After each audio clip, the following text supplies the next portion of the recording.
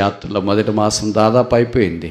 మిగతా మాసాలన్నింటిలో మన ప్రభు మనతో పాటు వెళ్తున్నాడు కనుక ఆయనతో పాటు మనమును ఆయన దూతలను పంపించి నీ పాదం రాయికి తగలకుండా కాపాడు. కాపుదల దేవుని ఈ సంవత్సరం అంతట్లో మన కాపుదల యేసుక్రీస్తు ప్రభువే. ఆయన మన యొక్క పరిస్థితులన్నిటినీ చక్కచేసి నడిపించేవాడని ఈ వాక్యం మనకు జ్ఞాపకం చేయబడుతుంది. నువ్వు కలగజేసిన చంద్ర నక్షత్రములను చూడగా మనిషిని జ్ఞాపకం చేసుకోవటానికి వాడే పాటువాడు. ఇశ్రాయేలును నడిపించిన దైవమా, మమ్మల్ని కూడా ఈ సంవత్సరం అంతా నడిపించు. కనుక ఈ యాత్ర క్రైస్తవ యాత్ర ప్రయాణం, సుదీర్ఘమైన ప్రయాణం. ఈ అచంచలమైన ప్రయాణంలో ఆయన ముందు నడుచువాడు. మీరు అనుమతిస్తే బైబిల్లో ముందు నడిచిన సందర్భాలు నాకంటే మీకు ఎక్కువ తెలుసు, చాలా ఉన్నాయి. కానీ అనాలజీగా ఒక 5 అంటే అలంకార రూపంలో ప్రత్యక్షంగా పరోక్షంగా 5 విషయాలు మీకు జ్ఞాపకం చేయాలని నేను కోరుతున్నాను. మొదటిది నిర్గమకాండం 13వ అధ్యాయం, ఎక్సోడస్ చాప్టర్ 13 verse 21. నిర్గమకాండం 13వ అధ్యాయం 21వ వచనం. వారు పగలి రాత్రియు ప్రయాణం చేయనట్లుగా యెహోవా త్రోవలో వారిని నడిపించుటకై పగటి వేళ మేఘస్తంభములోను, వారికి వెలిగించుటకు రాత్రి వేళ అగ్నిస్తంభములో నుండి వారికి ఎక్కడ. సో మన మాట ఏంటంటే ముందుగా, ఈ వాజ్ బిఫోర్ దెమ్. ఆయన ముందు వెళ్ళేవాడు. ముందు వెళితే నేను ఇందాక చెప్పినట్లు బాధ్యత అంతా అయిందే, భారం అంతా అయిందే, పరిస్థితులన్నీ చక్కచేసేది అని ఆయన్ని. ఇంకా ఇశ్రాయేలీలు విడిపించబడిన తర్వాత మేఘము వారికి ముందుగా వెళ్ళింది. పగలు మేఘస్తంభము, రాత్రి అగ్నిస్తంభముగా ఉన్న ఆ మేఘస్తంభము అగ్నిస్తంభము యేసుక్రీస్తు ప్రభువే అని మనకు తెలుసు. ఇదొక అనాలజీ. అంటే యేసుక్రీస్తు ప్రభు వారికి పోలికగా పాత నిబంధనలు ఇది చెప్పబడింది. మేఘము నడుస్తుందా? రాయి నడుస్తుందా? Yes or no? చెప్పరేంటి? రాయి నడుస్తుందే? నడవదా? బైబిల్లో రాసారే 1 కొరింథీ 10వ అధ్యాయంలో, the rock that followed them, వారిని వెంబడించిన బండ క్రీస్తే. Do imagine that rock can walk? When rock is able to walk, cloud can also fly. రాయే నడవగలిగితే మేఘము ఎగరదా? ఆశ్చర్యకరమైన సంగతి ఏంటంటే, నేను ఆలోచిస్తున్నప్పుడు రాత్రి పూట నిద్ర పట్టకుండా గూజు మాంసం మీద మైండ్ బ్లాక్ అయిపోతుంది. ఎందుకు బ్లాక్ అయిపోతుంది అంటే, 6 లక్షల కాల్బలాన్ని ఒక్కసారి మేఘం లేచిన వెంటనే మోషే ఏం చెప్పాలా? మేఘం లేచింది, మనం అంతా లేచి ఇక్కడి నుండి వెళదాము అని చెప్పాలి. సరే, అందరూ ఏమనాలా? సరే అని బయలుదేరాలి. ఇది ప్రాక్టికల్గా పాసిబులా? ఇప్పుడు మీరు భార్య భర్త 2 పిల్లలు ఉంటారు. మీరేమనుకోకపోతే నేను కొన్ని వాస్తవాలు చెప్తా, మన్నించాలి. క్రైస్తవులే, మందిరికి వచ్చేవాళ్ళే, వాళ్ళ భార్య భర్త మిగతా దినాల్లో ఎక్కువ కొట్లాడరు, కానీ ఆదివారం ఎక్కువ కొట్లాడతారు. Fighting day, not worship day. ఎందుకంటే చాలా చక్కగానే ఆరంభిస్తారు. విచిత్రం ఏంటంటే, ఆ రోజే పిల్లలు ఎక్కువసేపు పడుకుంటారు. తల్లిదండ్రులు డిఫరెంట్ పార్టీ కదా, ఒకరు పిల్లల పార్టీ, ఒకరు ఇంకో పార్టీ అవుతారు. పిల్లలు ఇప్పుడు దాకా పడుకుంటే మందిరానికి ఎప్పుడు వెళ్ళలేదని భర్త అంటే, పడుకునిలే పిల్లలు ఎప్పుడు నిద్రపోతారు అని తల్లి తాళం కొడుతుంది. నువ్వే వాళ్ళని చెడిపేసింది, అందుకే ఇట్లా అయిపోయారని ఈయన అంటాడు. ఆహా, నన్ను అట్లంటావా అని ఆమె పొట్లాడుతుంది. టిఫిన్ మానేస్తారు. ఇక్కడేం పాట పాడుతుంటారు, ఓ యేసు నీ ప్రేమ. ఎవరిదారిని వాళ్ళు వస్తారు, ఎవరిదారిని వాళ్ళు సైలెంట్గా కూర్చుంటారు ఎప్పుడో. ఇప్పుడు నేను ఇది సవాలు కూడా చెప్తా. మీలో పెళ్ళయి చిన్నపిల్లలు ఉన్నవాళ్ళు ఈ నెలలో ఈ 4 లేదా 5 ఆదివారాల్లో సమయానికి వచ్చిన వాళ్ళు ఎవరన్నా ఉన్నారంటారా? మీ పిల్లలు అమెరికాలో, ఆస్ట్రేలియాలో, యూరోప్లో ఉన్నవాళ్ళు కాదు. వాళ్ళంటే ఇంక మీ ఇద్దరే ఉంటారు కనుక మీకు రాత్రి నిద్ర పట్టదు. ఉదయం ఎప్పుడు పోదామా మందిరానికైనా ఎదురు చూస్తూ ఉంటారు. మీ సంగతి కాదు. పిల్లల్ని సిద్ధపరచుకొని మందిరానికి సకాలంలో రావాలంటే అవుట్ ఆఫ్ ఇట్ ఈస్. అంటే నేను ఇది ఎందుకు చెప్తున్నానంటే, నలుగురు ఇంట్లో ఉంటే నలుగురు సమయానికి రావడం కష్టమవుతుంది. ఒకళ్ళు నేను రానంటారు, ఒకళ్ళు నాకు కుదరదు అంటారు, మీరు కూడా నేను వస్తానంటారు. ఇంత జరుగుతుంది. ఇప్పుడు మనం కూడా సువార్తకి వెళ్ళేటప్పుడు ఒక 50 మంది 60 మంది ఒక టీం ఉంటే మేమంతా బయలుదేరుతున్నాం, మీరు ఈ సమయానికి రండి అంటే, బ్రదర్ ఆ సమయానికి రాకపోతే ఎక్కడ కలుసుకోవాలా? బ్యాకప్ కావాల్సి వస్తుంది. ఆ సమయానికి మీరు రాకపోతే పలానా దగ్గర కలుసుకోండి అని. మరి 6 లక్షల కాల్బలము వాళ్ళు బయలుదేరి వెళ్ళేటప్పుడు దాంట్లో ఎవరో మన్మాదిరి అనేవాళ్ళు ఉంటారు కదా, నాకు కాలు నొప్పి, ఆ నొప్పి, ఈ నొప్పి, నేను రాలేను. పూటికి ఊరికి వెళదాం అంటాడు బ్రదర్. ఆ మేఘ మీద వస్తుంది అంటున్నారు, వచ్చిన వెంటనే వెళదాం అంటున్నాడు. కొద్ది రోజులైనా రెస్ట్ ప్రార్థన చేస్తాడో లేదో నాకేం అర్థం కావట్లేదు. కానీ మోసం మీద ఎంత సణక్కున్నారో తెలియదు.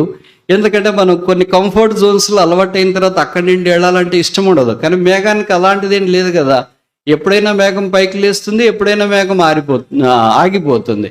కనుక బహుశా మేఘము పైకి లేచినప్పుడు మనకి చాలా కంఫర్టబుల్గా ఉంటాయి. ఈత చెట్లు ఉంటాయి, బుగ్గలు ఉంటాయి, అదేంటి ఫౌంటైన్స్ ఉంటాయి, ఊటలు ఉంటాయి, అన్నీ బాగుంటాయి. అక్కడ మేఘం ఎక్కకాలం ఉండటానికి ఇష్టపడట్లేదు. మేఘం లేచిపోతుంది. ఎడారిలో ఉన్న ఎండకి, గాలికి, వానకి కంఫర్ట్ లేని దగ్గర బహుశా మేఘం ఎక్కువ రోజులు ఉంటుందేమో. 40 సంవత్సరాల్లో ఎంత ప్రాక్టికల్గా టఫ్ ఇది. 6 లక్షల కాల్బలాన్ని ఇంట్లో ఉన్న నలుగురు కలిసి రావటానికి సమయానికి ఇంత కష్టమైతే, ఇది historical moment, historical navigation, historical march, historical travel, historical journey. They followed a person called Jesus Christ. వారు యేసును వెంబడించినారు. ఆ మేఘమే యేసు.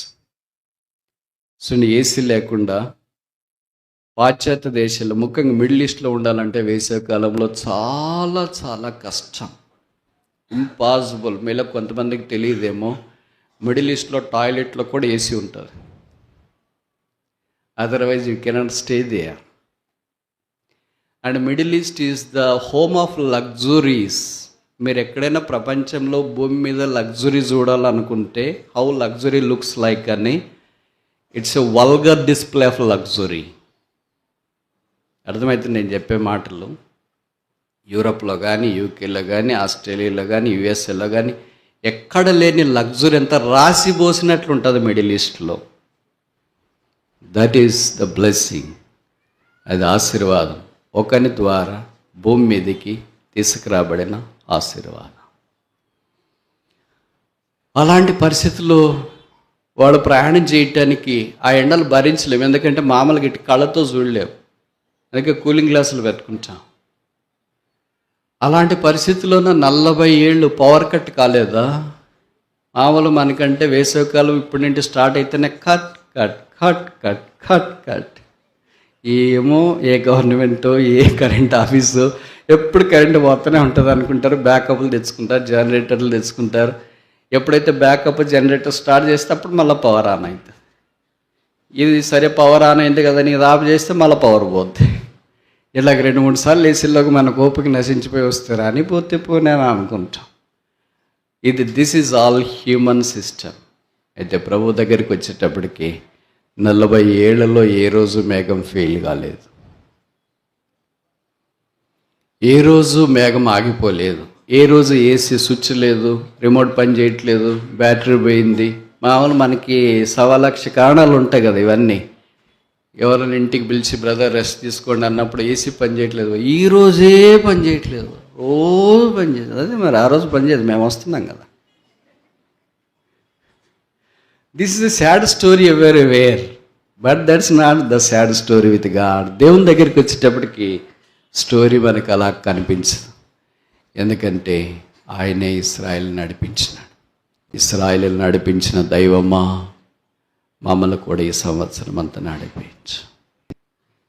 ఆయన ఆగినప్పుడు మనం ఆగి, ఆయన పైకి ఎత్తబడినప్పుడు మనము ఎత్తబడితే ఆయనతో పాటు నడిస్తే ఎంత ధన్యులము, ఎంత భాగ్యవంతులం, ఎంత ఆశీర్వాదకరమైన స్థానంలోనికి వచ్చిన వారు. రెండవది చూస్తామా, ఈ మేఘము ఇశ్రాయేలుని నడిపించింది, ప్రోత్సహించింది, ధైర్యపరిచింది. వారికి ఆరోగ్యము క్షేమము కలిగించింది. అన్ని విషయాల్లో వారికి సహాయం చేస్తూ ఈ మేఘాన్ని ప్రభు వారి ప్రయాణ సాధనంగా వాడుకుంటూ వచ్చిన దీనికి మనం ఒక పేరు పెడదాం, డివైన్ పాత్, దైవ మార్గం. దేవా నీ మార్గం యథార్థమైనది, దేవా నీ మార్గం పరిపూర్ణమైనది. అందుకే కీర్తనకాడు 23లో అన్నాడు, శాంతికరమైన జలం వద్దకు నడిపిస్తూ ఆయన నన్ను తన నీతి మార్గములో నడిపించుచున్నాడు.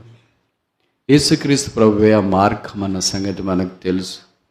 కానీ విచిత్రమైన సంగతి ఏంటంటే మార్గమైన యేసుని ఇంకా చాలామంది అంగీకరించట్లేదు. యేసుక్రీస్తు మార్గం అని ప్రకటిస్తున్నా. బహుశా నువ్వు ఇక్కడికి చాలాసార్లు వస్తున్నాయేమో, మీ నాన్నగారు అమ్మగారు దైవ సేవకులేమో, సండే క్లాస్ టీచర్స్ ఏమో, రెస్పాన్సిబుల్ బ్రదర్స్ ఏమో, ఎల్డర్స్ ఏమో, తర్వాత ఆయా పరిచయంలో పాలు పొందేవాళ్ళేమో. కనుక మరలా జ్ఞాపం చేస్తున్నాం, యేసును సొంత రక్షకుడిగా అంగీకరించకుండా ఆయా పనుల్లో పాలు పొందుతున్నా, తర్వాత సంగతులన్నీ నీకు పరిచయం ఉన్నా, నీకు రక్షణ లేకపోతే, ఒకవేళ ఈ లోకాన్ని విడిచిపెడితే, మారు మనసు లేకుండా చనిపోతే, ఆ విషయం తెలియజేయటానికి విచారిస్తున్నాం. అది చాలా దౌర్భాగ్యం. ఇంత బతికి తిరిగి అలాగే చనిపోతే ఎంత విషాదకరమైన సంగతి అది. మీ నాన్నమ్మ నీ కొరకు చేతులు జోడించి తెల్లవారుజామున నీ పడక దగ్గరికి వచ్చి ప్రార్థించి కన్నీరు గారుస్తున్నా. నువ్వు రక్షణ పొందటానికి ఇష్టపడకపోతే, మాలాంటి ప్రత్యేక వర్తమానికులు వచ్చి దైవవాక్యం వినిపిస్తున్నా కూడా నువ్వు రక్షణ పొందటానికి ఇష్టపడకుండా నీ హృదయాన్ని కఠినం చేసుకుంటూ ఉంటే, దేవుని అనుగ్రహ ఐశ్వర్యం మారు మనసు పొందటకు నేను ప్రేరేపిస్తుందని ఎరగక అలాగే నువ్వు జీవిస్తూ ఉంటే ఎంతకాలం అలాగే జీవిస్తావు? నువ్వు రక్షణ పొందితే ఎంతోమందికి సంతోషం. నేను ఈ మధ్యలో ఒక దేశానికి వెళ్ళా. అక్కడ ఒక బ్రదర్ ఇలాగ చెప్పాడు. నాకు అసలు షాకింగ్ తెలుసా ఆయన మాటలు విన్న తర్వాత. ఆయన ఏం చెప్పాడంటే, బ్రదర్, మా మందిరంలో ఎవరైనా యంగ్ గర్ల్ రక్షణ పొందితే వెజిటేరియన్ లవ్ ఫీస్ట్ పెడతాం. బాప్తిసం తీసుకున్నా కూడా. అంటే అమ్మాయి రక్షణ పొందితే వెజిటేరియన్ లవ్ ఫీస్ట్ పెడతాం, అబ్బాయి రక్షణ పొందితే పొట్టెలకు వస్తాం బ్రదర్ అన్నాడు. నేను షాక్ అయిపోయి, ఏంటి బ్రదర్ అమ్మాయిలు అబ్బాయిలు తేడా ఇండియాలో ఉంది, ఇక్కడ కూడా ఉందా అన్నా. అంటే ఆయన దానికి చెప్పిన ఎక్స్ప్లెనేషన్ చాలా ఆశ్చర్యంగా ఉంది. ఏమన్నాడంటే, బ్రదర్ అమ్మాయిలు రక్షణ పొందడం తేలికే, వాళ్ళ లేత హృదయాలు తొందరగా మెల్ట్ అవుతారు అని ఆయన చెప్తూ ఉంటే నేను అనుకున్నా, ఎవరో ఈయనకి తప్పు చెప్పినట్టున్నారే. My experience tells the other way around. అందుకని వాళ్ళకి దేవుడు అంటే చాలా ఇష్టము, వాళ్ళు తొందరగా రక్షణ పొందుతారు, అందుకే వాళ్ళు రక్షణ పొంది బాప్తిసం తీసుకుంటే వెజిటేరియన్ భోజనం పెడతాం బ్రదర్ అన్నాడు. మరి అబ్బాయిలు సంగతి వాడు అస్సలు ఒక్క పట్టాన మాట ఇంటి కదా బ్రదర్, అంత కన్నింగ్ నేచర్ ఉంటుంది, మోసం చేస్తుంటారు, రాడు, మందిరం అంటాడు, పోడు, బైబిల్ అంటాడు, చదవుడు, ఇలాగ రకరకాలు చేస్తుంటాడు. అలాంటి వాడు రక్షణ పొంది మారు మనసు పొందితే పొట్టెలు తక్కువే బ్రదర్ అలాంటి వాడికి అన్నాడు. నేను అనుకున్న మంచి ఎక్స్ప్లెనేషన్ ఉందా ఇది, మేము కూడా ఎక్కడైనా ఇంప్లిమెంట్ చేస్తే బాగుంటుంది. ఇది మానవరీత్యా అలాగ బాగుండొచ్చు కానీ, బట్ బైబిల్లో ఒక్క పాపి, ఇద్దరు అమ్మాయి అయినా అబ్బాయి అయినా ఎవరు పాపే. మదరంకి వచ్చే వాళ్ళైనా రాకపోయిన వాళ్ళన్నా వాళ్ళందరికీ ఒకటే బిరుదు, ఏంటి? పాపి. కనుక ఎలాంటి వాళ్ళైనా, స్త్రీలైనా పురుషులైనా వృద్ధులైనా పిల్లలైనా పెద్దలైనా, చదువున్నా చదువు లేకపోయినా, జ్ఞానం ఉన్నా లేకపోయినా, తెలివి ఉన్నా లేకపోయినా, ఆరోగ్యం ఉన్నా లేకపోయినా, ఎలాంటి పరిస్థితి అయినా, Bible calls all such people with only one single title called sinner. పాపి అనే ఒకే ఒక్క బిరుదుతో వారందరినీ సంబోధిస్తుంది. రక్షకుడైన యేసుక్రీస్తు ప్రభువు వారిని అంగీకరించి మారమనసు పొంది పాప క్షమాపణ పొంది చెప్పనశక్యమును మహిమయుక్తమైన సంతోషానికి వారసులై లోకంలో జీవించినంతకాలం ప్రభు కొరకు కక్కలు పెట్టబడిన పదునైన నొరిపిడిమానుగా మార్చబడి లోకాన్ని విడిచిపెడితే పరలోక రాజ్యములో వధించబడిన దేవుని గొర్రెపిల్లను చూడాలని యేసుక్రీస్తు ప్రభువారు నీ విషయమై సంకల్పము కలిగి నీ కొరకే ప్రాణం పెట్టడానికి ఈ భూమి మీదకి మానవుడిగా దిగి వచ్చాడు. యేసు నీకొద్దా? ఆ రక్షకుడు నీకొద్దా? ఆ ప్రేమామయుడు నీకొద్దా? కానీ కొన్నిసార్లు కొంతమంది కొంత చిన్న చిన్న చదువులు చదివినా, బీటెక్ లాంటివి చదివినా వాళ్ళు ఏమనుకుంటారు, దేవుడు నాకేం మేలు చేయలేదు, అందుకని నా హృదయం కఠినం అయిపోయింది. I don't want this Jesus any longer. యేసు నాకేం అవసరం లేదు. లేదా ఈ యేసుని నేను నమ్మాలంటే నాకు ఆయన వచ్చి కనపడాలా. ఏం తారసువాడైన సౌలు ఆయనకు కనిపించడానికి? నువ్వు కనిపిస్తే కాలిపోతావు, తెలుసా నీకు అది? Do you know that? కనిపిస్తే కాలిపోతావు. ఆయనకి కనపడకపోవడమే మంచిది, ఎందుకంటే నువ్వు బతుకుతావు. ఏది మేలు నీకు చెప్పి రెండిట్లో? కనిపిస్తే కాలిపోయేది మేళ, కనిపించకుండా ఉంటే నువ్వు బతికేది మేళ. అందుకనే దేవుని యొక్క వాక్యం ప్రకటించబడుతుంది. ఆయన అంటే ఏమనుకుంటున్నావు? ఒక మనిషి అనుకుంటున్నావు, దారెంబడి పోయేవాడు అనుకుంటున్నావు, ఒక స్నేహితుడు అనుకుంటున్నావు, ఒక వ్యక్తి అనుకుంటున్నావు. What do you think of this God? నేను ఈ మధ్యలో మిడిల్ ఈస్ట్లో కాన్ఫరెన్స్కి వెళ్ళాను. ఆ కాన్ఫరెన్స్ పేరు ఏంటంటే కాస్మిక్ కాన్ఫరెన్స్, అంతరిక్షం యొక్క కాన్ఫరెన్స్, సదస్సు. అసలు అంతరిక్షాన్ని గురించి వాళ్ళు చెప్పి ప్రజెంటేషన్లు ఇస్తుంటే గూస్ బంప్స్. భూమి అనేది అసలు లెక్కలోకే రాదు అంతరిక్షంతో పోల్చుకుంటే. Not it doesn't come even into the picture. Billions and billions and billions and billions of the stars are there as a galaxies, shining day in and day out, giving glory unto the Lord in all the seasons. అన్ని కాలాల్లోనూ రాత్రిం పగళ్ళు తేడా తెలియకుండా, ఎందుకంటే సూర్యుని కింద ఉంటే రాత్రిం పగళ్ళు తేడా తెలుస్తుంది. సూర్యునికి పైన ఉన్న తర్వాత ఏం తెలుస్తుంది? ఈ గెలాక్సీస్ అన్ని సూర్యుని కింద ఉండేవి కాదు, సూర్యుని పైన ఉండేవి. Which means sun has nothing to do with them, because they have no part with the solar system. ఈ సౌర కుటుంబంతో వాటికి ఏం సంబంధం లేదు. అందుకనే ఎక్కడో అంతరిక్షంలో కోట్ల కోట్ల కోట్ల నక్షత్రాలన్నీ కలిసి పాలపుంతలుగా మార్చబడే గమ్యాన్ని చేరుకుంటూ ఉండి ఎంత చక్కగా తిరుగుతున్నాయనేది అంతా వివరిస్తుంటే, ఈ భూగ్రహం మీద ఉన్న మానవుడు దేవుని దృష్టికి ఎంతటి వాడు. బహుశా నేను అనుకుంటా ఇదే థాట్ని కీర్తనకాడు 8వ కీర్తనలో క్యారీ చేసి రాశాడేమో. నువ్వు కలగజేసిన చంద్ర నక్షత్రములను చూడగా మనిషిని జ్ఞాపం చేసుకోవటానికి వాడే పాటివాడు. ఎంత నువ్వు 5 అడుగుల మాంసపు ముద్ద, ఎంత నువ్వు 4 నిమిషాలు ముక్కు మూస్తే ఎగిరిపోయే గాలి బొడగా, ఎంత నీవు పాతిపెట్టి వస్తే 10 రోజులకు పురగలు పట్టే మనిషి నీవు, ఎంత నీవు గుండె ఆగిపోతే పేరు తీసేసి శవం అంటారు, ఎంత నీవు. నీకు దేవుడు కనపడాలా, నీకు దేవుడు ఎవరో తెలియాలా. దైవవాక్యం నీ దగ్గరికి వచ్చినప్పుడు విధేయత కలిగి, యేసుప్రభువా నేను పాపిని నమ్మగలిగితే నీవెంత ఆశీర్వాదంలోనికి వస్తావు. అందుకే నేను చెప్తున్నా, అబ్రహాం 15వ అధ్యాయం ఆదికాండం 6వ వచనంలో అబ్రహాము దేవుణ్ణి చూచెను అని రాయలేదు నా బైబిల్లో. మీ బైబిల్లో రాసిరా? అబ్రహాం లాంటోడే దేవుణ్ణి నమ్మితే అసలు నువ్వెంత డాష్. What are you? నీ సంగతి ఏంటి? నువ్వేదో చాలా చాలా అనుకుంటున్నావు. ఇంత చదివా, అంత చదివా, ఇంత డబ్బులు ఉన్నాయి, అంత డబ్బులు ఉన్నాయి, ఆ కులము ఈ కులము ఆ ప్రాంతం, నా బ్యాక్గ్రౌండ్ ఏంటి, right ground, four ground, left ground, under ground, అసలు నీ గ్రౌండే లేదు. ఇలాగ చెప్తే నేను తప్ప? వీళ్ళు చాలామందికి తల ఉంది కదా, హెడ్, బ్రెయిన్ ఉంది కదా, మెదడు ఎంత బరువు ఉందో తెలుసా? అది తెలిస్తే ఇక్కడికి ఎందుకు వస్తాం? నీ అవయవాలే ఎంత బరువు ఉందో నీకు తెలియదే, నీ అవయవాలు ఎలాగ పనిచేస్తాయో తెలియదే, నీ అవయవాలు బాగా అవటానికి ఇంకో డాక్టర్ దగ్గరికి పోతావే, ఆయనకి తెలియకుండా ఎక్స్రేలు, ఎంఆర్ఐలు, స్కాన్లు అవి ఇవన్నీ తీసేసి తర్వాత అన్నీ చూసి చెప్పడానికి ట్రై చేస్తారే. నీకు నీవే తెలుసుకోలేవే. నీలాంటి వారిని 8 బిలియన్ల ప్రజల్ని 200 దేశాల్లో సృజించి మహత్తుగల మాడు చేత నిర్వహిస్తున్న సృష్టికర్తను తెలుసుకోవడం నీ తరమా? మనిషిని యొక్క మెదడు బాగా మెచ్యూర్ అంటే 1.5 కేజీ ఉంటుంది.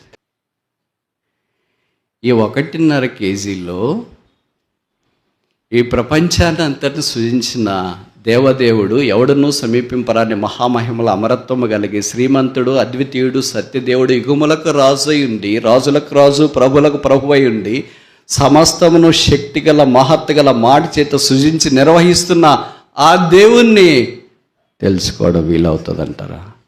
ఇదొక చిన్న చిప్. ఈ చిప్లో ఉన్న మెమరీస్ పాపం. ఈ చిప్లో ఉన్న మెమరీ ఉన్న 1.5 కేజీస్ ఉన్న భూమిని పాదపీఠంగా చేసుకుని ఆకాశాన్ని సింహాసనముగా చేసుకున్న ఆ మహాదేవుని తెలుసుకుంటావా? ఆయన తెలుసుకున్న తర్వాత నేను నమ్ముతానండి, ఆయన ఎవరో నాకు కనపడితే నన్ను నమ్ముతా. ఇవన్నీ భారీ డైలాగులు ఎందుకు? యేసు ప్రభు ఎంత సామాన్యమైన విశ్వాసంతో, నమ్మికతో విశ్వాసం ఉంచి రక్షణ పొంది నరకం తప్పించుకోమని మనం చేస్తున్నాం. లేదు తప్పించుకొని అట్లే పోతానంటే నీ ఇష్టం. బైబిల్ రాయబడింది, ఒక్కని ఎదుట సరైనదిగా కనపడ మార్గం ఒకటి కలదు కానీ తుదకది మరణమునకు త్రోవ తీయను. ఓ నరుడా, దేవుని దృష్టి ఎదుట సృష్టిలో నీవు నిరుత్తరుడవై ఉన్నావు. ఆయన చేసిన సృష్టి అంతట్లో మానవ సృష్టి అమోఘమైందే కావచ్చు. ఆత్మ ప్రాణ దేహముల యొక్క సమ్మిళితం చేత దైవ రూపంలో మనం చేయబడ్డాం. యేసుని అంగీకరించకపోతే అంగీకరించాలని మనం చేస్తున్నాం. యేసు రక్తం ప్రతి పాపము నుండి మనల్ని కడిగి పవిత్రులుగా చేయను. ప్రభువైన యేసునందు విశ్వాసం ఉంచుము, అప్పుడు నీవును నీ ఇంటి వారును రక్షణ పొందుదురు. రెండవది చూస్తామా? నీ ముందు నడుచువాడు నీ దేవుడైన యెహోవాయే. మొదట దేవుని ప్రజలైన ఇశ్రాయేలీయుల ముందు నడిచిన మేఘము దేవుడు వారి కొరకు సిద్ధపరిచిన మార్గాన్ని జ్ఞాపకం చేస్తుంది. రెండవది నిర్గమకాండం 32:34. కాబట్టి నీవు వెళ్ళి నేను నీతో చెప్పిన చోటికి ప్రజలను నడిపించుము. ఇదిగో నా దూత నీకు ముందుగా ఈ మాట బాగా మీరు గుర్తుపెట్టుకోవడానికి ప్రయత్నం చేయండి. మొదట ముందుగా ఏం వెళ్ళింది? మేఘము. ఇప్పుడు ముందుగా ఏం వెళుతుంది? నా దూత. ఇక్కడ నా దూత అంటే బైబిల్ పడదులు కొంతమంది అంటారు యేసుక్రీస్తు ప్రభు వారిని జ్ఞాపకం చేస్తుందని. ఈ దూతలకు కొన్ని పేర్లు ఇవ్వడుతూ వచ్చినాయి. ప్రభు దూత అని బైబిల్లో రాసినారు, నా దూత అని రాసినారు. దేవదూతల్లోని కొన్ని చోట్ల రాయబడింది, బట్ అందరూ ఒకటే కాదు. ప్రభు దూత అంటే గాబ్రియలు, నా దూత అంటే యేసుక్రీస్తు ప్రభు వారు. దూతలు అంటే మామూలుగా మనం రాత్రిపూట ప్రార్థన చేసుకుని పడుకునేటప్పుడు అంటాం కదా, ప్రభు నీ దూతలు నా చుట్టూ కావలించు, ఎవరు చుట్టూ లేకపోయినా పర్లేదు. వాళ్ళు ఈ ప్రభుదూత అంతా మన దగ్గరికి రాడు. ఈయన వెరీ ఎక్స్క్లూజివ్ పర్సన్. ఎక్స్క్లూజివ్ వాళ్ళ దగ్గరికి వెళ్తాడు. మరియమ్మ దగ్గరికి వెళ్ళాడు, యోసేపు దగ్గరికి వెళ్ళాడు, గొర్రెల కాపాళ్ళ దగ్గరికి కూడా వెళ్ళినట్లు మనకు అర్థమవుతుంది. ఇలా కొంతమంది దగ్గరికి selective people with selective message దగ్గరికి వెళ్తాడు. ఈ నా దూత యేసుక్రీస్తు ప్రభు వారు ఇశ్రాయేలీయులకు ముందుగా ఆయన అడగటానికి ఇష్టపడినట్లు ఈ వాక్యం మనం చూస్తాం. 32వ అధ్యాయం ఇశ్రాయేలీయుల యొక్క జీవితంలో నిర్గమకాండం ఓ పీడకల, నైట్ మేయర్. ఎందుకు అని అంటే వాళ్ళు దేవుడు ఏం చేయకూడదని చెప్పినాడో అదే అక్షరాల చేయటానికి ప్రయత్నం చేసిన. దేవుడు వేరే రూపాన్ని ఏది చేసుకోవద్దంటే అది ఎప్పుడో చెప్పింటారులే, ఇప్పుడు న్యూ ట్రెండ్ కదా అని అనుకున్నారో ఏమో. అందుకనే వారు అహరోన్ దగ్గరికి వెళ్ళారు. అహరోన్ దగ్గరికి వెళ్ళింది 32వ అధ్యాయం ఎక్సోడస్ చాప్టర్ 32:1. 32 నిర్గమం 1వ వచనం. మోషే కొండ దిక్కున తడవు చేయటం ప్రజలు చూసినప్పుడు ఆ ప్రజలు అహరోను వద్దకు కూడి వచ్చి, లెమ్ము మా ముందు నడుచుటకు ఒక దేవతను మా కొరకు. ఎవరు కావాలంట?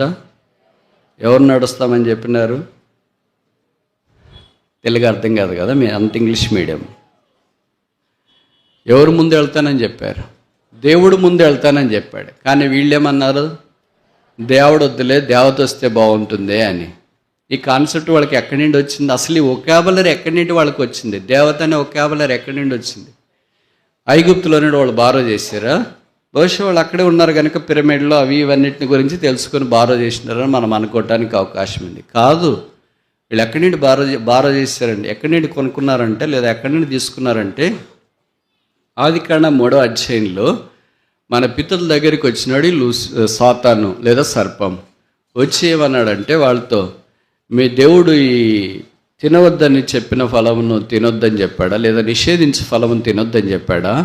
అవును అని వాళ్ళంటే, మీరు తింటే ఈ షెల్ బి గాడ్స్. తెలుగులో రాయబడింది, మీరు దేవతలు అవుతారు. కనుక దేవతలు is a word came out of దేవా. అది దేవుని పదం కాదు, దేవుడు మాట్లాడిన మాట కాదు. మొదట సైతాన్ యొక్క నోట్లో నుండి అది వచ్చింది. కనుక వాళ్ళు ఏమనుకున్నారు, మేము దేవతలం అవుతాము కదా అని అనుకొని, దేవతలు అంటే చాలా ఇష్టం కదా ఆమెకి, అవ్వకి. అందుకని ఇప్పుడు నేను మనిషి మాదిరి ఉన్నాను, మా ఆయన నారులో నిన్ను తీయబడింది, నారాయణ పెట్టాడు, దేవత అయితే అబ్బా దేవత అని పిలుస్తాడు, ఎంత బాగుంటుంది ఎంతో అని అనుకుంటా. ఆ తర్వాత జరిగిన పరిస్థితి మీకు పరిచయము. తిన్నారు, ఒకళ్ళు కాదు ఇద్దరు తిన్నారు. ఇన్స్టెడ్ ఆఫ్ బికమింగ్ గాడ్స్, వారు దేవతలు అయ్యేదానికి బదులుగా వారు దయాలైనారు, వెళ్ళగొట్టబడ్డారు ఏదైనా తోటలో నుండి. కెరూబులు కాపులాగా ఉంచినట్లు వాక్యంలో మనము గమనిస్తున్నాం. సో ఆ కాన్సెప్టు వాళ్ళ దేవతలనే ఒక క్యాబులరీ ఇక్కడి నుండి వాళ్ళు బారో చేశారు. పోలేదు, ఇది మనకు పాపం అంత తేలిగ్గా పోదు. పరిశుద్ధత రాదు కానీ పాపం అంటువ్యాధి, పరిశుద్ధత మాత్రం అంటువ్యాధి కాదు.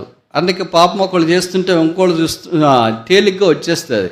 పరిశుద్ధత ఒకళ్ళు పరిశుద్ధంగా ఉంటే రాదు, పైపెచ్చు వాళ్ళ మీద మళ్ళీ మనం గురి పెట్టింటాం, వాళ్ళు పరిశుద్ధులు ఇప్పుడు పైనుండి దిగి వచ్చినట్లు ఫీల్ అయిపోతున్నారు, వాళ్ళ సంగతి మనకు తెలియదే ఏంటి అని ఫ్లాష్ బ్యాక్ పోతాం. ఎవరు పరిశుద్ధత ఒప్పుకోవడానికి మనకి ఇష్టం ఉండదు, ఎవరు బాగుంటే ఒప్పుకోవడానికి ఇష్టం ఉండదు. అందుకనే మనం ఫ్లాష్ బ్యాక్ వెళ్ళడానికి ప్రయత్నం చేస్తాం. కానీ ఈ వాక్యంలో మనం చూస్తాం, వారు దేవతలు మాకు చేయము. ఎవరి దగ్గరికి వచ్చినారు? అహరోన్ దగ్గరికి వచ్చినారు. మోషే ఎక్కడున్నాడు? కొండ మీద ఉన్నాడు. అహరోన్ కిందకి వచ్చినాడు? ఆయనకి ఇది కొండ మీద ఉండాలి కదా, అక్కడ తీసుకెళ్ళారు కదా. కింద అధ్యాయంలో మనం చూస్తే 70 మంది పెద్దలు, అహరోను వీళ్ళంతా కొండ దగ్గరికి వెళ్ళిన తర్వాత ఈయన VRS తీసుకొని కిందికి దిగేసి వచ్చినాడు. మోషేకి కూడా చెప్పలేదు, ఇట్లా వెళ్తున్నాను రా అని. మామూలుగానే చెప్పొచ్చు కదా సాధారణంగా, వాళ్ళ తమ్ముడే కనుక ఇట్లా వెళ్తున్నాను, వెళ్ళాలనిపిస్తుంది, ఇక్కడ నేను ఉండలేకపోతున్నాను అని చెప్పి రావచ్చు కదా.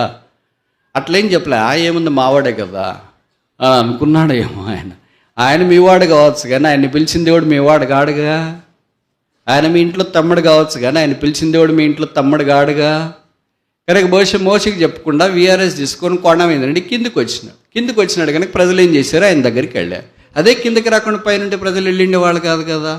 The root cause for the sin is not a person who is serving the Lord but who has quit the Lord. ఒక మనుషులు లేదా ప్రజలు పాపం చేయటానికి దేవుణ్ణి సేవించే వ్యక్తి కాదు కానీ దేవుణ్ణి సేవించకుండా VRS తీసుకొని దిగిన వ్యక్తి.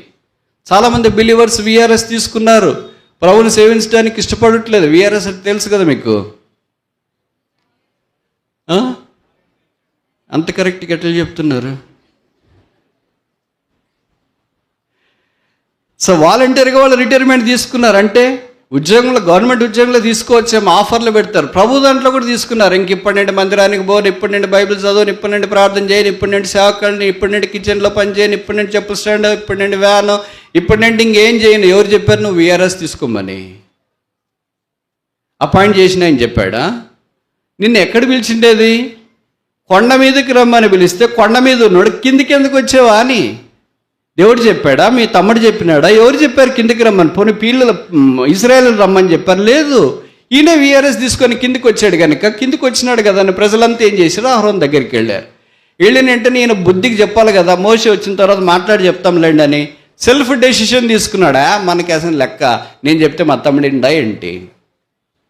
నువ్వు చెప్తే మీ తమ్ముడు వినొచ్చు కానీ మీ తమ్ముని దేవుడు నువ్వు చెప్పింది వినాలి కదా, ఆయన మాటకు విధేయత చూపించాలి కదా. ఇప్పుడు జరిగిన సంగతి ఏంటంటే వాళ్ళందరూ వచ్చి లెమ్మో మాకు దేవతను తయారు చేయమంటే ఇప్పుడు అహరోన్ ఏం చెప్పాలా? నిజంగా ప్రధాన యాజకుడైతే వరుసగా నిలబెట్టి అందరి చెంపలు చల్లు అనిపించి ఎవరి దెబ్బకు వాళ్ళు వెళ్ళేటట్టు చేయాలి, ఎవరు గుడారానికి వాళ్ళు. మీకు దేవత కావాలన్నా ఏంటి? ఎవరు మిమ్మల్ని బయటికి నడిపించింది?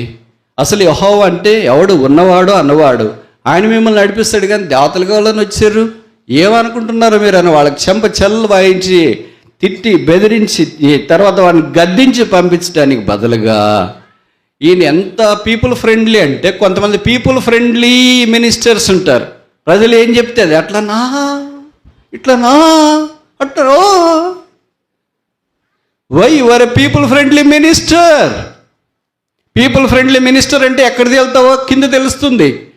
వచ్చి లెమ్ము, ఆయనే లెమ్ము అంటున్నారు. వీళ్ళు ఎంత ధైర్యం, వీళ్ళకి ఎన్ని గుండెలు వీళ్ళకి. అహరోన్ ప్రధాన యాజకుడని వాళ్ళకి తెలియదా? వాళ్ళ పక్షాన్ని విజ్ఞాపన చేసేవాడని తెలియదా? మోషే తర్వాత దేవుడు అహరోన్ ఏర్పాటు చేసుకున్నాడని తెలియదా? అని తెలుసు. ఆయన ద్వారానే పాపం చేయించడానికి పూనుకున్నారు. ఇంతమంది వచ్చి అడుగుతుంటే తప్పేముందని అనుకున్నాడేమో ఆయన. ఉన్నట్టు నేను చెప్పాడంటే మీ బంగారం అంతా తీసుకురండి అని. వీళ్ళు రెడీగా ఉన్నారు, ఎందుకంటే ఉద్దరు తెచ్చిన బంగారం కదా. ఉద్దరు అంటే మీకు తెలియదు అనుకుంటుంది, రాయలసీమ భాష. దోచుకొని వచ్చిన బంగారం అది. అక్కడి నుండి ఈ ఐగుప్తుల నుండి తీసుకొని వచ్చిన బంగారం కదా, కనుక బంగారం తీసుకురానంటే అందరూ బంగారం తీసుకొని వచ్చింది. ఎందుకంటే వాళ్ళకి ఎగ్జైట్మెంట్. అది మందిరానికి బంగారం తీసుకురామంటే ఎక్కడుందిలే అన్న, లేదు కానీ మా పిల్లలు పెళ్లి కొరకు పెట్టుకొని ఉన్నాం, ఇప్పుడే 1.5 లక్షలు అయిపోయింది. అదే దీనికి చేయాలంటే మాత్రం తీసుకొని వచ్చినారు, మస్తుగా తీసుకొని వచ్చినారు. ఇది చెప్పడం ఆలస్యమే, తీసుకురావడం ఆలస్యము. తెచ్చిన వెంటనే దాన్ని మౌల్డ్లో వేసేసారు. మచ్చలో వేస్తేనే అది దేవత అవటానికి బదులుగా ఏమైపోయింది, బహుశా మౌల్డ్ దూడ అనుకుంటా. దేవత మౌళ్ళలో ఏంటని, మౌల్డ్ అంటే మీకు తెలుసు కదా, తెలుసా తెలియదా? అచ్చులు రకరకాలుగా ఉంటాయి. ఇప్పుడు సంక్రాంతి అప్పుడు ఏదో రకరకాల గొబ్బెమ్మలు అన్నీ చేస్తుంటారు కదా, జిలేబీ, మనిషి ఆకారం, ప్రండ్ ఆకారం, గుర్రం ఆకారం, ఇలాగ రకరకాల బెల్లం పాకం దాంట్లోకి అచ్చులోకి పోస్తే ఆ ఆకారం వచ్చేస్తుంది. గుర్రం అచ్చులోకి పోస్తే గుర్రం ఆకారం వస్తుంది, చెట్టు అచ్చులోకి పోస్తే చెట్టు ఆకారం వస్తుంది, ఏ అచ్చులోకి పోస్తే ఆ అచ్చులోకి ఆ ఆకారం వచ్చేస్తుంది. దాన్ని మౌల్డ్స్ అని అంట. సో ఇప్పుడు కూడా వీళ్ళు తీసుకుని వచ్చిన బంగారం అంతటిని ఒకసారిగా మాల్టన్ మెటీరియల్గా తయారు చేసి, అంటే దాన్ని బాగా కరగబెట్టి పానకం మాదిరి చేసినారు. గోదావరి బెల్లం పానకం అంటారు కదా, అట్లా తయారు చేసి అచ్చులో పోసేటప్పటికి అది దేవతకి రావడానికి బదులుగా ఏమైంది, దూడయింది. వాళ్ళు అనుకున్నారు, అరే మనం దేవత వస్తుంది అనుకుంటే దూడ వచ్చేసింది. ఆరోనానికి చాలా శక్తులు ఉన్నాయి బ్రదర్, మహిమలు ఉన్నాయి బ్రదర్. తర్వాత తెలుస్తుంది అహరోన్ అన్న సంగతి మీ సంగతి. ద బైబిల్ సేస్, వారు తినుటకును త్రాగుటకును కూర్చుండి ఆడుటకు లేచిరి. That was the first pub in the human history where people danced nakedly. మీరు ఊహించండి, 6 లక్షల కాలుబలం బట్టలు లేకుండా డ్యాన్స్ చేస్తే ఎట్లుంటుంది? ఎక్కడ తిరునాళ్ళలో చూసారా? చెప్పరేంటి? It's a shocking. దేవుడు ఎంత గాయపరచబడ్డాడంటే మోషే దగ్గరికి వచ్చినాడు, మోషే ఏంటి అసలు నువ్వు ప్రార్థన వాక్యం అది ఇదని ఇక్కడుంటే కింద అంతా చెడిపోయినారు. వాళ్ళు చెడిపోరే, మా అన్న కిందే ఉన్నాడు కదా, అదే కదా ప్రాబ్లం. సో ఈ అధ్యాయంలో 3 కనిపిస్తాయి. మొదటిది ఏంటి, దేవత. రెండవది ఏంటి, దూడ. మూడవది ఏంటి, దూత. This a travel. కనుక ఇప్పుడు దేవతని దూడను తీసేసి దేవుడు అన్నాడు, నా దూత మీకు ముందుగా. తెలుగులో ఈ రిథం బాగా కనిపిస్తుంది, మనకి ఇంగ్లీష్లో అంత ఎక్కువ కనిపించదు. ఇప్పుడు ప్రజలు 3 రకాలు. అర్థమైంది కదా నేను చెప్పే మాటలు? మొదటి రకము దేవత కావాలనేవాళ్ళు, రెండవ రకము దూడ కావాలనేవాళ్ళు, మూడవ రకము దూత కావాలనేవాళ్ళు. మొదటిదే, రెండవదే, మూడవదే మన రకం లేదు. ఆయన చెప్పరేంటి? నీకు ముందుగా నీ ముందర నడుచువాడు, the Lord shall go before thee. ఆయన నేను దూతగా మీ ముందు వస్తానంటే వాళ్ళు ఏం చేశారంటే దేవతను తయారు చేసుకోవటానికి, దూడను తయారు చేసుకోవటానికి పూనుకున్నారు. This is the sad story. ఆ తర్వాత ఆ 32వ అధ్యాయంలో జరిగిన బీభోత్సవమైన సంగతి ఏంటంటే, ప్రజలు విచ్చలివిడిగా తిరగటం మోషే చూచాను. కన్నోడికి తెలుస్తుంది బాధ, ధైర్యముడు పోయే వాళ్ళకి ఏం తెలుస్తుంది బాధ? 9 నెలలు మోసి ప్రసవ వేదన పడి ఏడ్చి బాధపడి కన్న వాళ్ళకి తెలుస్తుంది బాధ. కనుక 6 లక్షల కాల్బలాన్ని దైవ సన్నిధిలో నుండి బయటికి, అనగా ఐగుప్తులో నుండి బయటికి తీసుకుని వచ్చిన వాడికి బాధ తెలుస్తుంది. మోషే దేవుని ప్రజలు విచ్చలవిడిగా తిరుగుట చూచెను. ఆ తర్వాత జరిగిన విషాదకరమైన సంగతి మనకు పరిచయం. ప్రభుకు స్తోత్రాలు. ప్రభు పరిస్థితి అంతా సెట్ చేసినాడు. ఇప్పుడు దేవతను తీసేశాడు, దూడను తీసేశాడు, దూతను పంపించినాడు. కొత్త నిబంధనలో ఆ దూత యేసుక్రీస్తు ప్రభువే. ఆయన మనకు ముందుగా వెళ్ళి మార్గము సిద్ధపరిచేవాడు. అలాగనే ఆయన మన యొక్క పరిస్థితులన్నిటినీ చక్కచేసి నడిపించేవాడని ఈ వాక్యం మనకు జ్ఞాపకం చేయబడుతుంది. అయితే మరి దూత జ్ఞాపకం చేసే సంగతి ఏంటి? ఎక్కడ దూత ఉంటే అక్కడ ఏం చేస్తుంది? మిగతా వాళ్ళంతా దెబ్బకి సెట్ అయిపోతారు. అందుకని యెషయా గ్రంథంలో మనం చూస్తాం కదా, ఒక్క దూత వస్తే చాలు అందరు దెబ్బకి సెట్ అయిపోతారు. కనుక దూత గాడ్స్ ప్రొటెక్షన్, దైవ కాపుదలను జ్ఞాపం చేస్తుంది. ఆయన దూతలను పంపించి నీ పాదం రాయికి తగలకుండా కాపాడు. కానీ కాపుదల దేవుని యొక్క, ఈ సంవత్సరం అంతట్లో మన కాపుదల యేసుక్రీస్తు ప్రభువే. Christ is our protection. మూడవది చూస్తామా?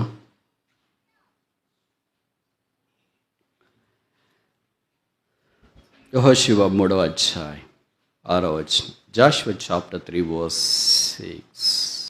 మీరు నిబంధన మందసంను ఎత్తుకొని ప్రజల ముందర నడువుడని యాజకులకు అతడు సెలవేయగా, వారి నిబంధన మందసంను ఎత్తుకొని ప్రజల మొదట నాలెడ్జ్ ఏంటి? మేఘము. రెండవ నాలెడ్జ్ ఏంటి? దూత. మూడవ నాలెడ్జ్ ఏంటి? మందసము. మందసము దేవుని యొక్క సన్నిధిని జ్ఞాపకం చేస్తుంది. కనుక ప్రజెన్స్ ఆఫ్ గాడ్, దేవుని ప్రజలైన ఇశ్రాయేలుకు దేవుడు ఏం చెప్పాడంటే, పై వచనాల్లో 3వ అధ్యాయంలో చూస్తాం, మీరు వెళ్ళిన మార్గము ఇంతకుముందు వెళ్ళింది కాదు, మీరు దానిని గుర్తు పట్టవలను. కనుక దేవుని మందసం ముందు వెళుతుంటే ఆ మందసాన్ని మీరు వెంబడించాలి. మీ ఇష్టానుసారంగా పోవటానికి లేదు. ఇష్టానుసారంగా పోతే ఏమైద్ది?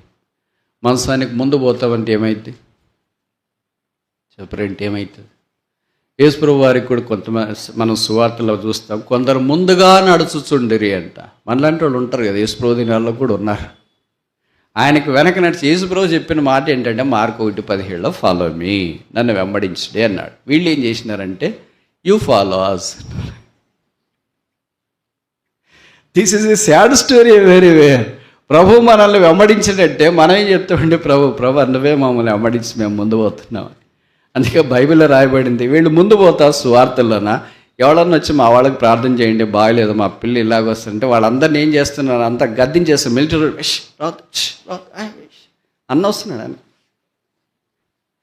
అరే నువ్వు ముందు పోమని ఎవరు చెప్పారు నిన్ను? అసలు నువ్వు వెనక్కి రమ్మని చెప్తే నువ్వు ముందు పోతున్నావేంటి? పాటలు మాత్రం భలే పాడతాయి. ఏదో పాట అది ఇందులోన, యేసునే పీచే పీచే చలజా రహోంగా. యేసుని వెంట, తెలుగులో కూడా ఉంది, యేసుని వెంట వెంట నడుస్తున్నానండి, వెనక నడుస్తున్నానని అర్థం. పాట మాత్రం వెనక నడుస్తున్నాం, జీవితం మాత్రం ముందుకు పోతుంటాం. కనుక పాటకి జీవితానికి చాలా భిన్నంగా మన జీవితం కనిపిస్తుంటుంది. ఇక్కడ దేవుని యొక్క వాక్యంలో దేవుని యొక్క మందసము, ఆయన యొక్క సన్నిధిని మనకు జ్ఞాపకం చేస్తుంది. ఆయన సన్నిధి వారితో పాటు ఆయన ఉంచాలని కోరాడు. అందుకే ఎట్టి పరిస్థితుల్లోనైనా ఆయన సన్నిధిని పోగొట్టుకోకుండా చూసుకోవాలి. దావీదు పాపం చేసిన తర్వాత 51వ కీర్తనలో అన్నాడు, నీ సన్నిధిలో నుండి నన్ను త్రోసివేయకము. 4వ అధ్యాయం అనుకుంటా ఆదికాండం, కయ్యను పాపం చేసిన తర్వాత దేవుని సన్నిధిలో నుండి బయటికి వెళ్ళిపోయాడు. Sin expels us out of the presence of God. Sanctification brings us into the presence of. పాపము దైవ సన్నిధిలో నుండి మనల్ని బయటికి పంపిస్తుంది, ఎజెక్ట్ చేస్తుంది. పరిశుద్ధత బయట నుండి దైవ సన్నిధిలోనికి వచ్చేటట్లు చేస్తుంది.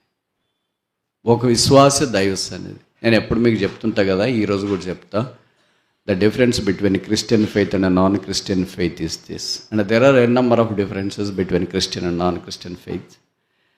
ఎన్నో తేడాలు ఉన్నాయి క్రైస్తవ విశ్వాసానికి, క్రైస్తవేతర విశ్వాసానికి. దాంట్లో ఒకటి ఏంటంటే, non Christians go to the temple but Christian carries the temple.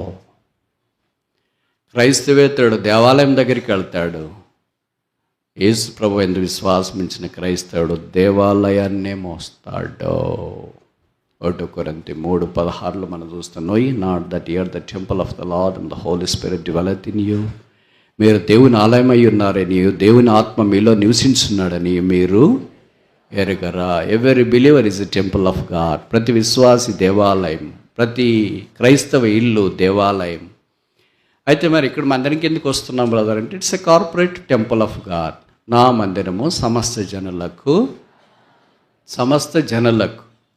కానీ ఎవరైనా రావచ్చు. ఇప్పుడు ఎవరైనా మీ ఇంటికి రాలేరు కదా.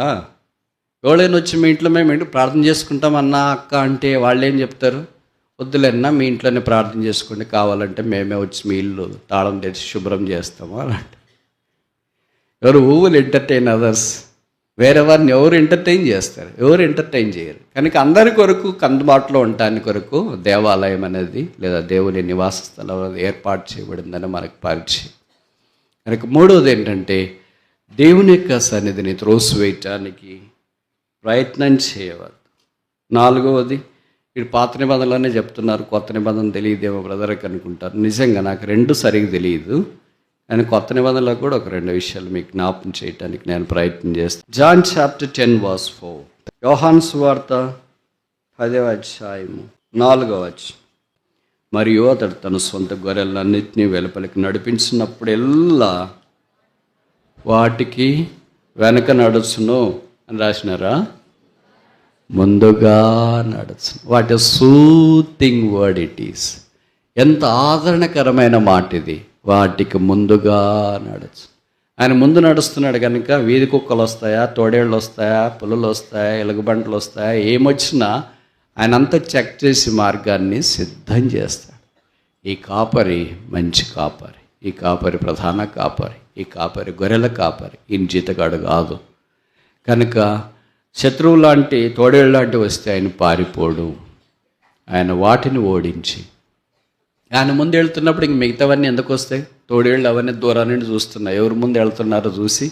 కాపరి ముందు వెళ్తున్నాడు కనుక మనదేం పని ఉంది, పోయినా ఏం లాభం లేదు కనుక మన దారి మనం చూసుకుందామని అనుకుంటారు. ఈ గొర్రెలు వద్దులే, మేకల దగ్గరికి వెళ్తామని అనుకుంటారు. కనుక యేసుప్రభు అందే విశ్వాసం ఉంచిన గొర్రెల కొరకు ఆయన సిద్ధపరిచినాడు. ఆయన ముందు వెళితే అవసరమైనవన్నీ చేస్తాడు. దీనికి ఒక పేరు పెడదామా? గాడ్స్ ప్రొవిషన్, దేవునికి సదుపాయం. కాపరి ఎప్పుడు గొర్రెల యొక్క మేతను గురించి ఆలోచిస్తాడు. అందుకే 23వ కీర్తన 2వ వచనంలో మనం చూస్తాం, ఆయన పచ్చిక గల చోట్ల పరుండ చేయించున్నాడు, శాంతికరమైన జలముల యొద్ద నన్ను నడిపించున్నాడు. ఒక నాణ్యానికి రెండు వైపులు ఉన్నట్లు ఆ గొర్రెలు బతకాలంటే ఈ రెండు కావాలి. మొదటిది ఏంటి? పచ్చిక. రెండవది ఏంటి? శాంతికరమైన జలాలు. మనం కూడా అలాగ ఆధ్యాత్మికంగా బతకాలంటే పచ్చిక అనే దైవవాక్యం కలగా ఉండాలా, అలాగే శాంతికరమైన జలాలనే పరిశుద్ధాత్మ దేవుడు కూడా మనల్ని ఆపరేట్ చేస్తున్నప్పుడు మన యాత్రను కొనసాగించడానికి అవకాశం ఉంది. కనుక గాడ్స్ ప్రొవిషన్ నెవర్ ఎగ్జాస్టెడ్. దేవుని యొక్క సమృద్ధి ఎప్పుడు ఎగ్జాస్ట్ కాదు. అయిపోయింది అనే పదం ఆయన డిక్షనరీలో లేదు. ఒకసారి చెప్పనా? అయిపోయింది అనే పదం ఆయన డిక్షనరీలో లేదు. మన పదంలో, మన డిక్షనరీలో మిగిలింది అనేది ఉండదు. మొదటి పేజీ ఎత్తుకున్నా, రెండో పేజీ ఎత్తుకున్నా, ఎన్ని పేజీలు చివరి దాకా వచ్చినా మిగిలింది అనేది కనిపిస్తే, ఏం బ్రదర్ మిగిలిందని కనిపించట్లేదు ఏంటి? అయిపోయింది అయిపోయింది అయిపోయింది అనేదే కనిపి ప్రతి పేజీలో అయిపోయింది అయిపోయింది అయిపోయింది. ఏదన్నా అయిపోయింది. ద్రాక్షరసమైన అయిపోయింది, భోజనమైన అయిపోయింది, తన జీవితమైన అయిపోయింది. ఏదైనా you can name it anything, it got exhausted. అది అయిపోయింది. అంటే ప్రభు దగ్గరికి వచ్చిన తర్వాత నథింగ్ ఈజ్ ఎగ్జాస్టెడ్. ఆయన ఐశ్వర్యము శోధింప శక్యము కానీ నోబడి కుడ్ ఎవర్ సర్చ్. మీలో ఉద్యోగం చేసే వాళ్ళకి తెలిసి ఉంటుంది కదా. ఇప్పుడు జనవరి అయిపోయింది, ఫిబ్రవరి మార్చికి వచ్చేటప్పటికి ఫామ్ 16 ఒకటి ఫిలప్ చేయాలి, ఇన్కమ్ ట్యాక్స్ ఎంత పే చేయాలి, ఇంత కడుతుంటాం. కుటుంబాలు బతకొచ్చి కట్టేదంతా అని అనుకుంటూ ఉంటారు కదా కొంతమంది. కానీ ఇవన్నీ చేసేటప్పుడు మన యొక్క ఇన్కమ్ ఎంత అని ఎస్టిమేట్ చేస్తారు, ఆదాయం ఎంత అని. ప్రభు దగ్గరికి వెళ్ళిన తర్వాత ఎంత ఆదాయం అయింది? మనకైతే జీతం ఎంత, మీలాంటి ఇళ్ళు ఉన్న వాళ్ళకి ఇల్లు ఇంత, అది ఇదే ఆదాయం అంతా లెక్క చేస్తారు. యేసు ప్రభుకి ఎంత ఆదాయం అని లెక్క చేస్తారు? ఆయన అన్నాడు, భూమి నాది, ఆకాశం నాది. ఆంధ్ర అంతా ఎన్ని కోట్లు, భారతదేశం అంతా ఎన్ని కోట్లు, ఆసియా ఖండం అంతా ఎన్ని కోట్లు, ప్రపంచం అంతా ఎన్ని కోట్లు. ఎవడని లెక్కేస్తారు, నీకు కంప్యూటర్ జామ్ అవుతుంది, మ్యాక్బుక్ కూడా హ్యాంగ్ అయిపోతుంది, లోడింగే మార్చి అయిపోయినా కూడా. అందుకే బైబిల్లో రాశారు, ఆయన కృపా మహదైశ్వర్యం. భౌతికమైన రిచెసే కాదు, ఆత్మ సంబంధమైన మన దగ్గర లేనివి. మన దగ్గర మామూలుగా ఉంటే బంగారము, వెండి, వెలగల రాళ్ళు, వజ్ర వైడూర్య మరకత మాణిక్య నీళ్ళ కెంపులు పచ్చలన్నీ దగదగ మెరిసేటట్లు కనిపిస్తాయేమో. కానీ ఆయన ఇవన్నీ వేస్ట్ అని, చీపురు పుల్లని, మసిగుడ్డని, తర్వాత ఏంటి చెప్పులు తెగిపోయినాయని భూమి మీద పడేసినాడు. ఏరుకోండి మీరు అని. దానికి మనుషులు ఎంపర్లాడుతారు. లలితా జ్యువెలరీ, తరుగు కివులు పోతున్నాను. మలబార్, కళ్యాణ్, జాయలకాస్, పెద్ద పెద్ద క్యూలు ఏరుకోండి. అదేంటి ప్రభు, బంగారం పడేస్తావేంటి భూమిలో, ప్లాటినం పడేస్తావేంటి, వజ్రాలు పడేస్తావేంటి? అసలు మా అలాంటి వాళ్ళకి ఇస్తే మేము బాగా భద్రంగా వెల్వెట్ బాక్స్లో పెట్టి ఇంట్లో ఫ్రిడ్జ్లో లాకర్లో పెట్టుకుని భద్రంగా పెట్టుకుని ఉంటాం కదా. పడేసేటప్పుడు మాకు చెప్పకపోయావా ఏంటి? ఆయనకి దిస్ ఇస్ ఆల్ నథింగ్. ఆయనకి మనము ప్రశస్తమైన వారు. ఆర్ మైన్, మీరు నావారు. అందుకనే ఆయన మనల్ని ప్రేమించి మనల్ని వజ్రవైడూర్య మరకత మాణిక నీళ్ళ కెంపులు పచ్చల కంటే ఎక్కువగా ఎంచి అమూల్యమైన రక్తాన్ని మన కొరకు కార్చడానికి దైవమానవుడుగా ఈ భూమి మీదకి ఆయన దిగి వచ్చి సిలువలో ఆ బలియాగము చేయటం ద్వారా మనం ఆయనకి ఇప్పుడు ప్రశస్తమైన వారు. Nothing is precious to God other than you and I were purchased by his precious blood. ఆయన ప్రశస్తమైన రక్తం ద్వారా కడగబడిన మనకంటే దేవుడికి ఆయన దృష్టిలో ప్రశస్తమైనది ఏది లేదు. మనకి ఏది ప్రశస్తమైనదో ఆయనకి అది ట్రాష్. మనమంటే అంత ప్రశస్తమైనది కాదని అనుకుంటాం కదా. మనం ఆయనకు ప్రియమైన వారు. ఇప్పటిదాకా 4 విషయాలు మనం చూసిన. మొదటిది ద క్లౌడ్, మేఘము, talks about the path of God, దైవ మార్గాన్ని మనకు జ్ఞాపకం చేస్తుంది. రెండవది the angel, talks about protection of God, దేవుని యొక్క కాపుదలను జ్ఞాపకం చేస్తుంది. మూడవది ద ఆర్క్, మందసము, talks about the presence of God, దైవ సన్నిధిని జ్ఞాపకం చేస్తుంది. నాలుగవది ద షెపర్డ్, కాపరి, టాక్స్ అబౌట్ గాడ్స్ ప్రొవిషన్, దేవుని సదుపాయాన్ని జ్ఞాపకం చేస్తుంది. ఐదవది చూసి ముగిస్తామా? హెబ్రీ 6:20, నిరంతరం మెల్కీసెదెకు క్రమం చొప్పున ప్రధాన యాజకుడని యేసు అందులోనికి మనకంటే ముందుగా మన పక్షమున ముందుగా బిఫోర్ అనే మాట జ్ఞాపకం చేయబడుతుంది. As gone before us a high priest, ప్రధాన యాజకుడిగా మనకంటే ఆయన ముందుగా వెళ్ళాడు. గాడ్స్ ప్రీస్ట్లీ హోడ్, దైవ ప్రధాన యాజకత్వం. ఈ ప్రధాన యాజకత్వాన్ని గురించి హెబ్రీ పత్రికలో చెప్పబడింది. మెల్కీసెదెకు క్రమము కంటే హెచ్చైన క్రమము కలిగిన ప్రధాన యాజకుడు మనకున్నాడు. ఆయన నిరంతరం విజ్ఞాపన చేస్తున్నాడు. అందుకే భక్సింగ్ గారికి ఇష్టమైన వాక్య భాగాల్లో మలాకి 3:6 కూడా ఒకటి. ఏంటది? యెహోవానైన నేను మార్పు లేని వాడను గనుక యాకోబు సంతతైన మీరు లయము కాలేదు. ఆయన మన పక్షాన్ని విజ్ఞాపన చేస్తూనే ఉన్నాడు. ఒక తోటమాలి చెట్టు కొరకు చేసినట్లు ఈ సంవత్సరం కూడా ఉండనేం. సైతం లాంటి వాడు నేరారోపణ చేస్తుండే. ఎన్నేళ్ళు పెట్టుకున్న లాన్ లేదా, వేస్ట్ ప్రోడక్ట్. గొడ్డలు చెట్టులు వేరున ఉంచబడినది కనుక ఒకేసారి కొట్టేయమంటే కొట్టేయటానికి మా వాళ్ళు కూడా రెడీగా ఉన్నారని సైతం చెప్తున్నాడు. వద్దులే, కొట్టేయద్దు, గొడ్డలు వద్దు, రంపమొద్దు, దాన్ని పెకిలించే జేసీబీలు కూడా వద్దు, బుల్డోజర్లు వద్దు. ఈ సంవత్సరం కూడా ఉండనేం. ప్రభు మనల్ని ఈ సంవత్సరం ఉండనిచ్చినాడు. మనకంటే ముందుగా ప్రధాన యాజకుడు మన కొరకు వెళ్ళాడు. ఇట్టి ప్రధాన యాజకుడు ఎంతైనా మనకు సరిపోయిన వాడు. ఇవన్నీ మనకు జ్ఞాపకం ఉంచుకున్న వారమై యాత్రలో మొదటి మాసం దాదాపు అయిపోయింది. మిగతా మాసాలన్నింటిలో మన ప్రభు మనతో పాటు వెళ్తున్నాడు కనుక ఆయనతో పాటు మనమును యేసుని వెంట నేను వెళ్ళుచున్నాను, ఆ గొర్రెపిల్ల ఎక్కడికి వెళ్ళునో. ప్రకటనలో మనం చూస్తాం కదా, వారు ఆయనను దే షాల్ ఫాలో హిమ్. అదే మన భాగ్యము. మన రక్షకును దినాన పరలోకంలో చూస్తాం. ఆయన రాకడి కొరకు మనం కనిపెట్టుకొని ఉన్నాం. ప్రభు వస్తే ఆయనతో పాటు ఉండటానికి మనం కొనిపోబడతాం. కాగా సదాకాలం మనం ఆయనతో కూడా ఉంటాం. ఇప్పుడు ఆయన ముందు పోడు. You will never go before, but we will be with him. ఆయనతో పాటు మనం ఉంటాం. ఈ శుభప్రదమైన నిరీక్షణ కలిగిన వారమై యాత్రలో ధైర్యముతో, బలంతో, జ్ఞానముతో, యుక్తితో దైవికంగా సాగిపోయినట్లు ప్రభు మనకు సహాయం చేయనుగాక.